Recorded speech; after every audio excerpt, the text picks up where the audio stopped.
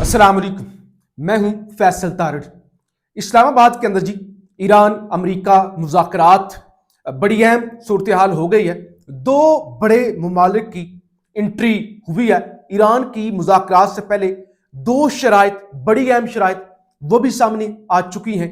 सूरत हाल बड़ी दिलचस्प होती जा रही है और इस सारी सिचुएशन के अंदर जब पाकिस्तान ये मुज़ाकरात होस्ट कर रहा है, पूरी दुनिया की नजरें पाकिस्तान पर लगी हुई हैं और इसमें कोई शक नहीं, पूरी दुनिया के अंदर जो मैशत है उसका दारोमदार भी इन टॉक्स पर लगा हुआ है।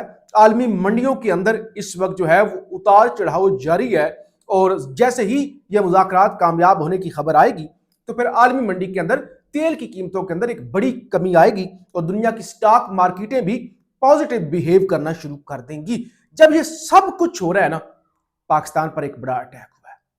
जाहिर है पाकिस्तान के दुश्मन, खासतौर पे तालिबान, मोदी, वो जो एक गठजोड़ है, वो कब चाहेंगे, जो सच्ची बात है, कोई प्रापेगंडा नहीं, जो सच्ची बात है वो कब चाहेंगे कि पाकिस्तान की वाह वाह हो रही हो, पाकिस्तान को लोग एक कामयाब मुल्क के तौर पे देख रहे हो, पूरी दुनिया के ममालिक की पाकिस्तान पर नजरें लगी हुई हो और वो कहीं डिस्कस भी ना हो रही हो, उनको कोई ऑफर भी ना कर रहा हो, उनका कोई पूछ भी ना रहा हो, वो ना 3 में हूं ना 13 में हूं, तो फिर तकलीफ तो होनी है। मैं सबसे पहले जरा जो एक्चुअल सूरत हाल है, जो मेरे पास धड़ाधड़ खबरें आ रही हैं, वो आपके सामने रख लूं। सबसे पहले जी, डोनाल्ड ट्रंप ने न्यूयॉर्क टाइम्स से बात की है। न्यूयॉर्क टाइम ये रिपोर्ट कर रहा है, ट्रंप की जानब से बताया गया कि क्योंकि हम बड़े सख्त लोगों के साथ बातचीत कर रहे हैं, ईरानी, ट्रंप कहता है ये मुंह पर कुछ बात कहते हैं, बाद में मुकर जाते हैं। ये कहते हैं हम न्यूक्लियर हथियार नहीं बनाएंगे, लेकिन बाद में ये मीडिया पर कह देते हैं कि हम तो यूरेनियम की जो अफजूदगी है वो जारी रखेंगे।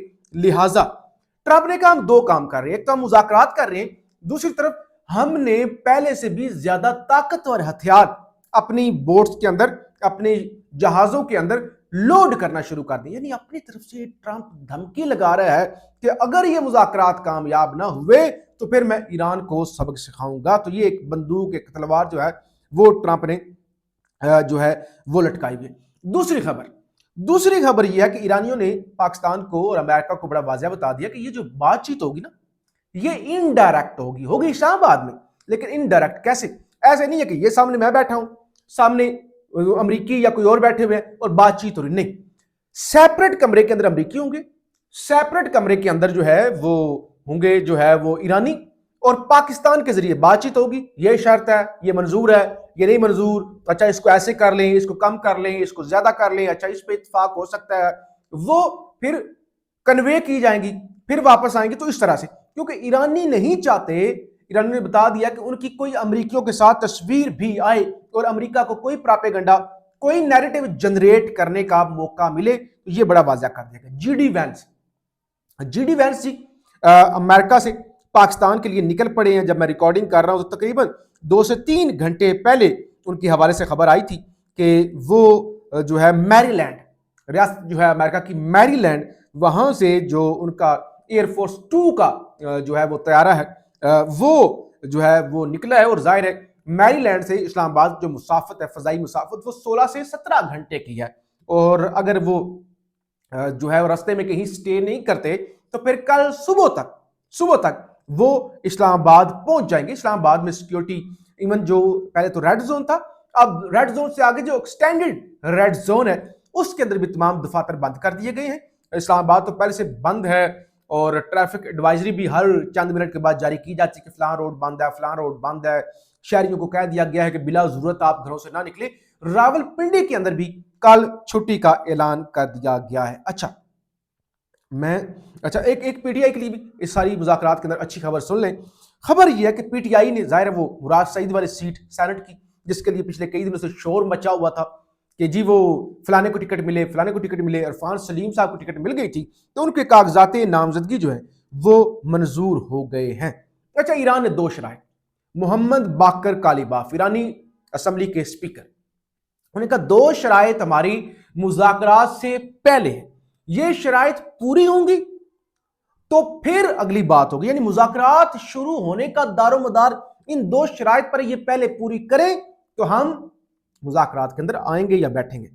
नंबर 1 ये है कि लबनान के अंदर जंग बंदी हो, और ये जाहिर है ईरान पहले दिन से कह रहा है। फिर ईरान के जो मुंजमद फ्रीज एसेट्स हैं उनको बहाल किया जाए। ज़ाहिर अमेरिका और बेशुमार मुल्कों के अंदर 530 अरब से जायद जो एसेट्स थे ईरानियों के वो यूएई ने फ्रीज कर दिए थे। तो उन्होंने कहा हमारे जितने भी एसेट्स हैं जो फ्रीज हैं सबसे पहले वो बहाल किए जाए, लबनान के अंदर जंग खत्म की जाए, तो उसके बाद हम जो है वो बात करेंगे। इसके अलावा कोई जो है वो बात नहीं होगी। ये दोनों बातें आपको हमारी माननी पड़ेंगी। तीसरी जो अहम तरीन चीज है वो ये है, ईरान की जानब से ये कहा गया है वाशिंगटन से कि मुज़ाकरात के अंदर जो जामन है, देखिए ना जामन, बातचीत दो शख्स कर रहे हैं, कोई सौदा कर रहे हैं, कोई डील कर रहे हैं, मुकर जाए अगर कोई, अमेरिका मुकर जाता है, वो कहते हैं नहीं भाई ये बात नहीं हुई थी, ये ऐसे बात हुई थी, ऐसे नहीं। जैसे उन्होंने कहा कि लेबनान की तो बात ही नहीं हुई थी, या ईरानी कहे कि ये बात तो जामन को तगड़ा होना चाहिए ना जो दोनों को मनवाए, दोनों की गारंटी दे। तो ईरान की जानब से ये कहा गया चाइना होगा जामन। ठीक है पाकिस्तान के अंदर बातचीत, लेकिन देखिए पाकिस्तान के अंदर बातचीत हो रही है, पाकिस्तान फैसिलिटेट कर रहा है, लेकिन पाकिस्तान गारंटी तो नहीं दे सकता। पाकिस्तान हो सकता है ईरान की guarantee they they, may be मुश्किल है, वैसे अमेरिका की गारंटी दे सकते हैं। डोनाल्ड ट्रंप की कौन गारंटी दे सकता है? डोनाल्ड ट्रंप की तो अमेरिका के अंदर कोई गारंटी ना दे। उन्होंने कह रहे भाई इसका कोई पता नहीं, सुबह और बात करता है, शाम को और बात करता है, तो कोई नहीं मानेगा। तो उन्होंने कहा गारंटर तगड़ा होना चाहिए और वो चाइना होना चाहिए। तो चाइना की गारंटी जो है, और फिर एक और पाकिस्तान के अंदर शख्सियत आई है, सऊदी अरब काफी इंटरेस्ट ले रहा है। और फिर पाकिस्तान के लिए देखिए हमारे लिए अच्छी खबर क्या होती है, पाकिस्तानियों बतौर पाकिस्तानी हमारे लिए या हमारी हुकूमत के लिए क्या अच्छी खबर होती है? पैसा कहां से आ रहा है? चाहे भाई वो कर्जे का पैसा है, आ रहा है, स्विमिंग पूल बनेंगे, एमएनएस को मिलेंगे, दिहाड़ियां लगेंगी, कर्जे के पैसे से दिहाड़ियां। कौन सा प्रोडक्टिव, इतना कर्जा उठा के कौन सा प्रोडक्टिव काम किया? कुछ भी नहीं, तो दिहाड़ियां लगेंगी। सऊदी अरब के वजीर खजाना मोहम्मद अल जदआन पाकिस्तान पहुंच गए हैं और सऊदी अरब के वजीर खाना शहबाज शरीफ से मुलाकात करेंगे। तो वो जो सऊदी अरब से $5 अरब गालबन मांगे जा रहे थे, तो वो हो सकता है अब कोई उम्मीद लगी है, क्योंकि वजीर खजाना आए हैं, मुज़ाकरात या बाकी का मामला होता तो फिर तो उनके वजीर खारजा को होना चाहिए था, या बाकी कोई सिक्योरिटी के हवाले से मामला होते तो वजीर दाखिला उनके आ जाते।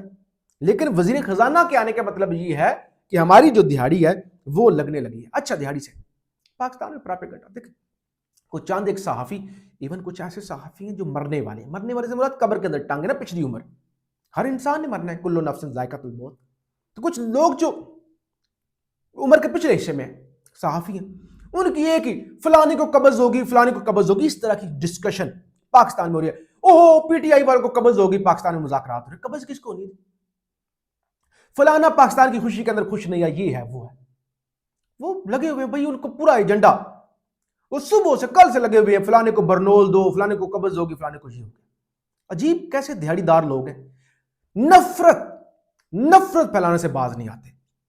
और वो कह रहे हैं जी पीटीआई मुज़ाकरात, फलाना जल रहा है, फलाना खाक हो रहा है, फलाना नाच रहा है, फलाना ये है, फलाना ये। एक खास चीज मेरे सामने आई, पाकिस्तान में होनी थी ओआईसी कॉन्फ्रेंस। ये जब पाकिस्तान में रजीम चेंज हो रहा था उन दिनों की बात है। बिलावल जरदारी ने धमकी लगाई थी कि देखते हैं ओआईसी कॉन्फ्रेंस कैसी होती है, और पाकिस्तान के सारे मीडिया ने चलाया था।